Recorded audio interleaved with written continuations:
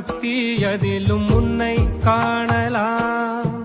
பசி என்று தன் முன் வந்து கையேந்தி கேட்கும் போது தன் உணவை தந்தால் கூட உன்னை காணலாம். உன்னை காண பல கோடி இங்கு வாரி இறைக்கிறார்கள்.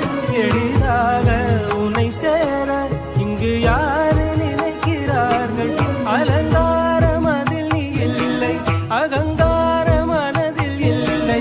துளி கள்ளம் கபடம் கலந்திடாத அன்பில் இருக்கிறாய்.